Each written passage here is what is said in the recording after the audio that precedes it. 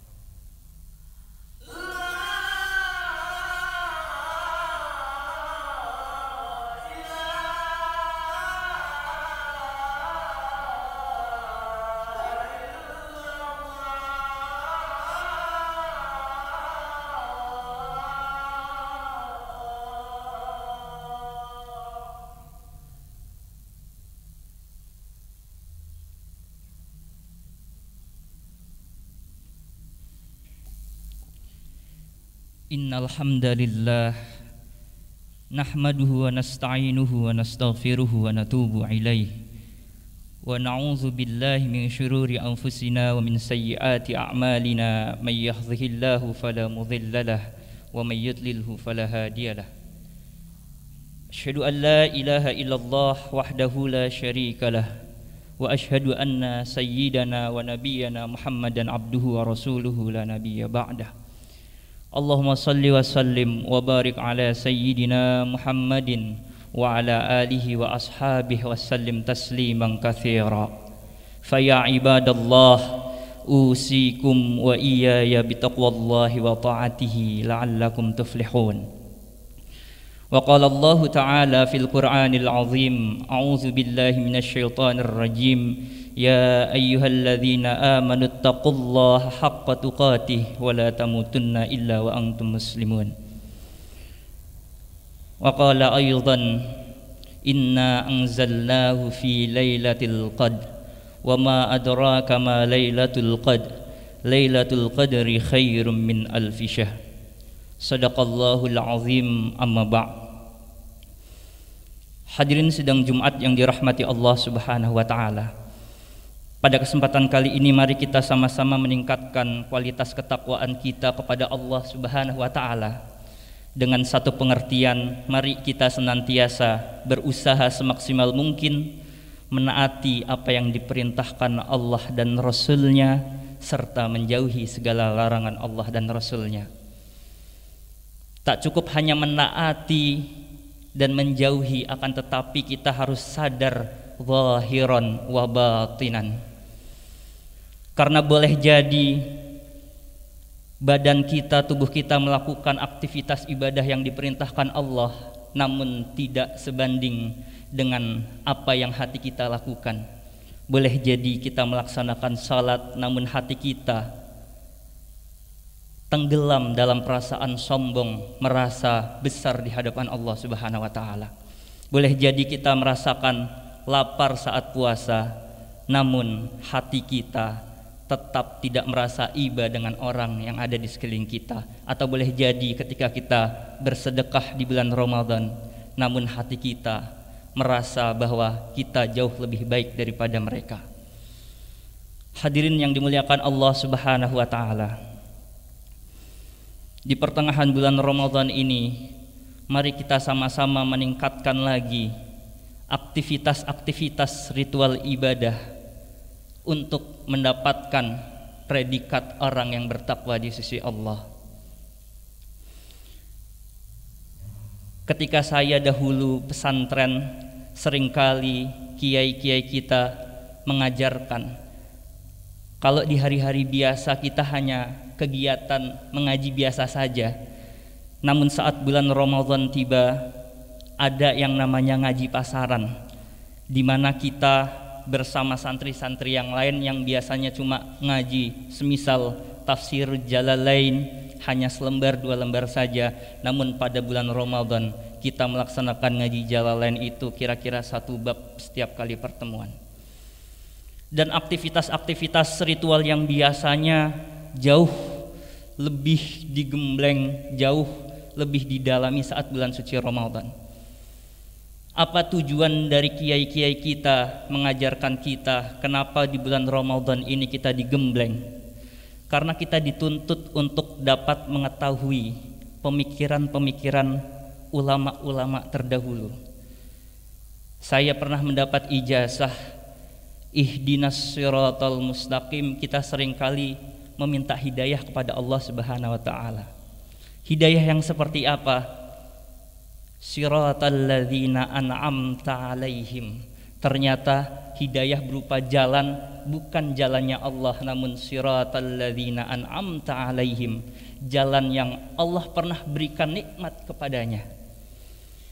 Maka kira-kira untuk menjadi orang baik, untuk menjadi orang yang dapat hidayah, kita tak pernah terlepas dari orang-orang pendahulu kita.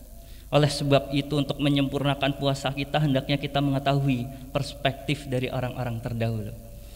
Apa perspektif orang-orang terdahulu? Maka kita diberitahu bahwa ketika puasa tak hanya menahan lapar, dari fajar sampai terbenamnya matahari saja, melainkan juga menjaga hati kita.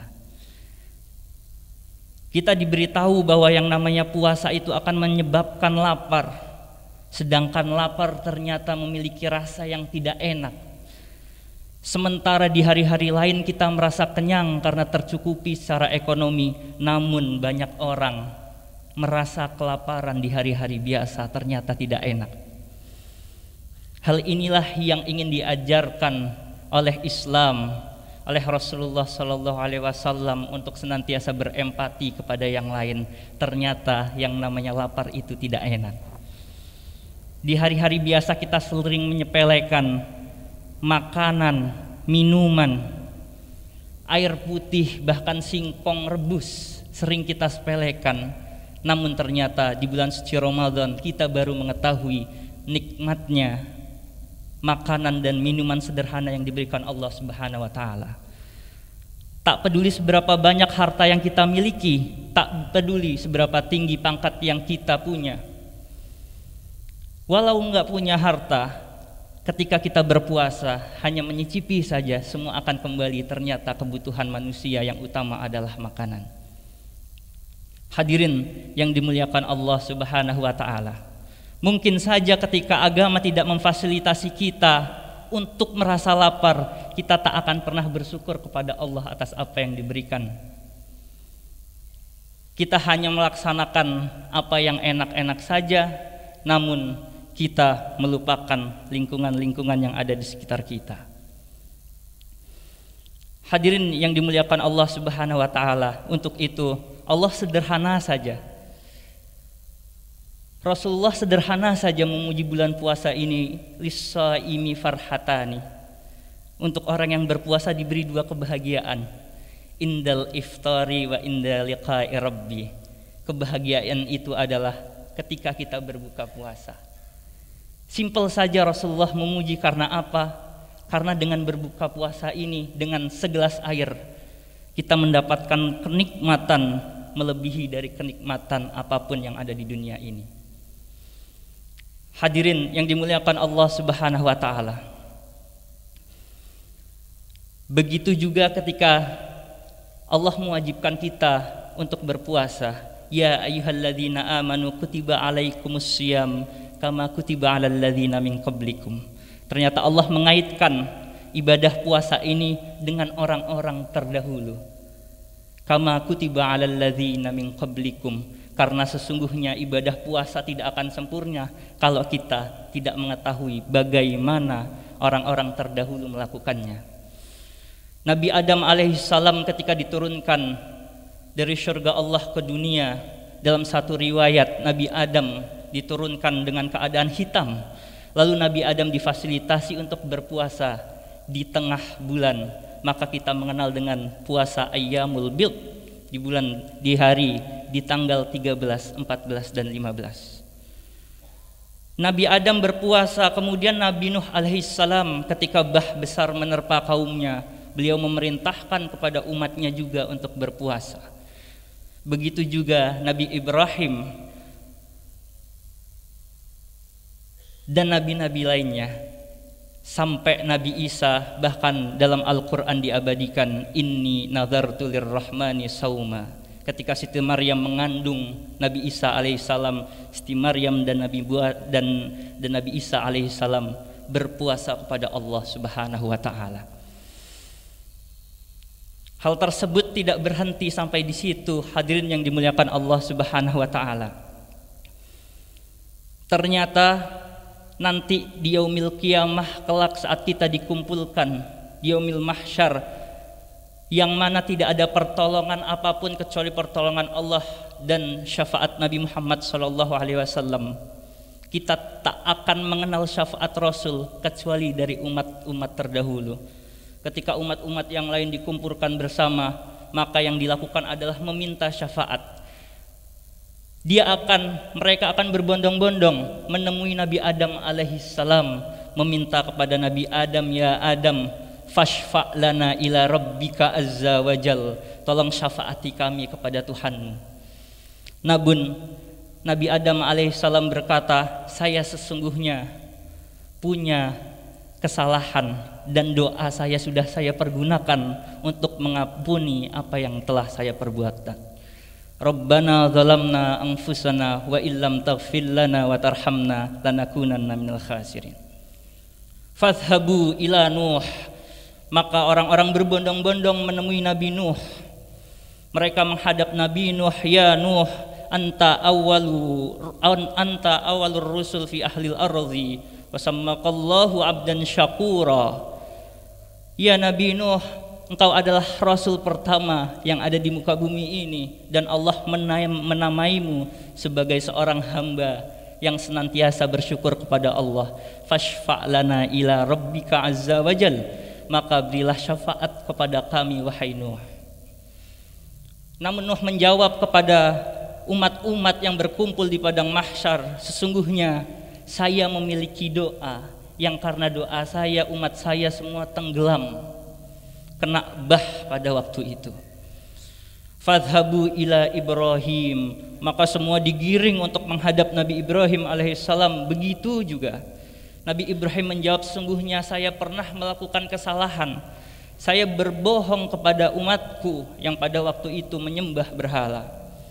Fadhhabu ila Isa. Maka semuanya berbondong-bondong dikirim untuk menghadap Nabi Isa alaihissalam. Namun apa jawaban Nabi Isa alaihissalam? Sesungguhnya saya memiliki doa yang karena doaku ini umat-umatku setelah peninggalanku menyembahku.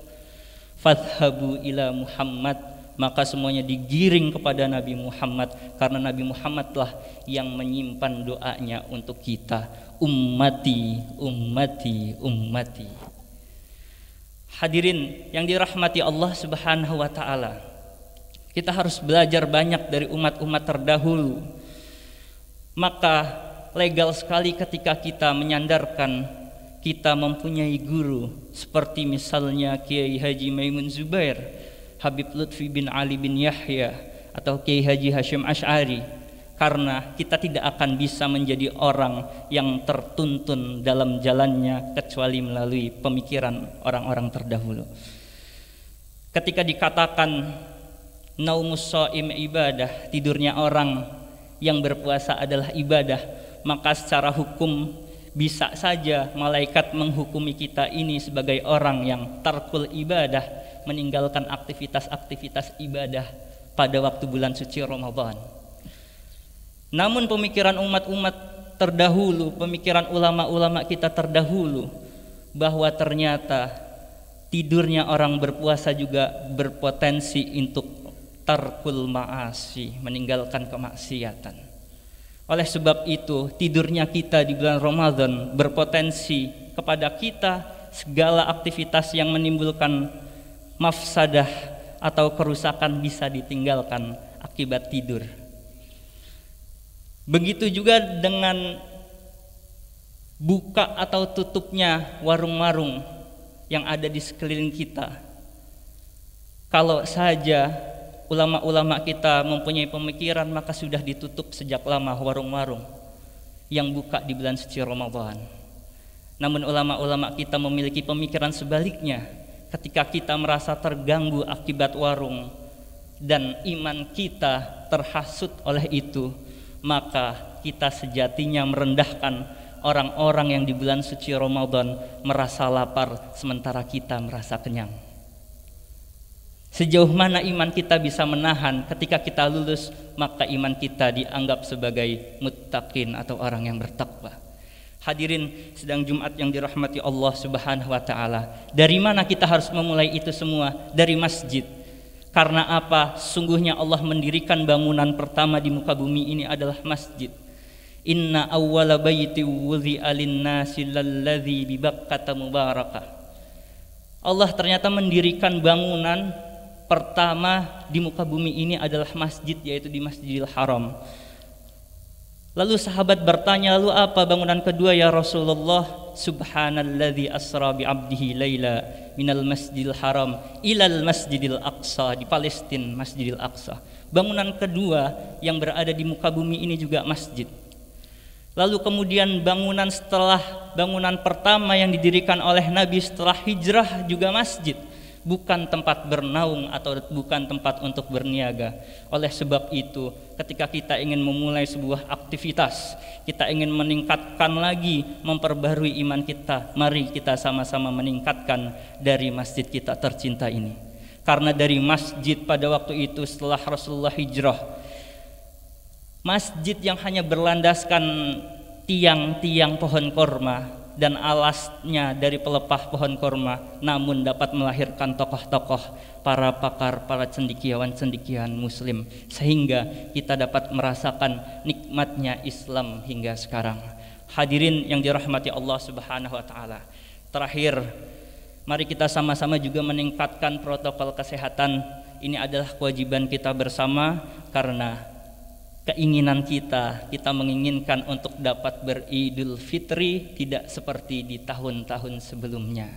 Untuk itu jauhi kerumunan, jaga jarak, dan senantiasa mencuci tangan ketika kita hendak berinteraksi satu dengan yang lainnya. Mudah-mudahan khutbah yang ini dapat bermanfaat untuk kita semua. Barakallahu li wa lakum fil Qur'anil azim wa nafa'ani wa iyyakum bima fihi minal ayati wa dzikril hakim wa qur rabbighfir warham wa anta khairur rahimin.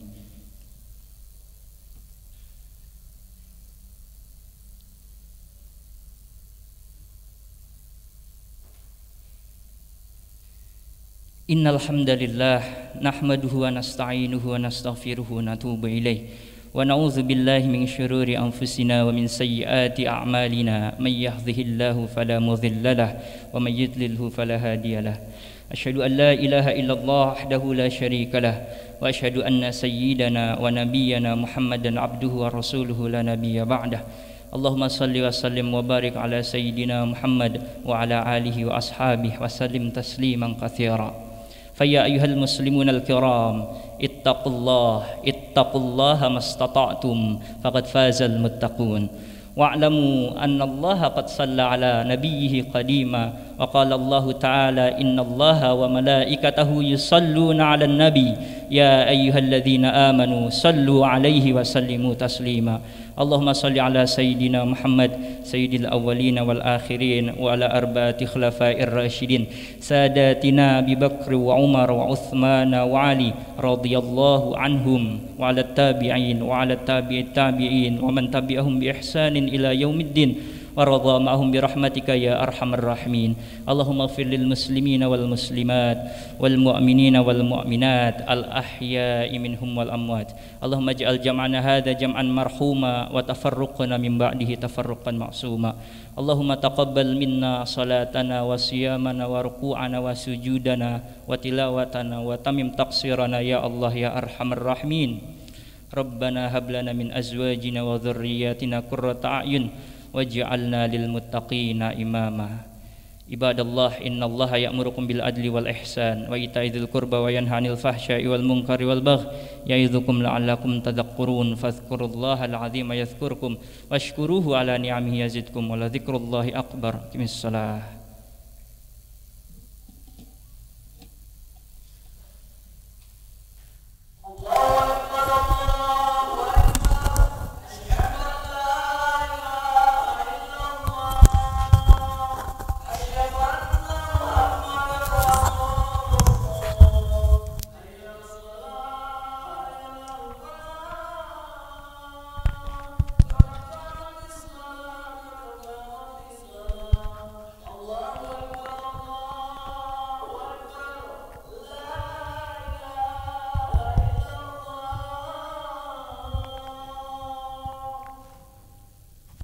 La ilaha illallah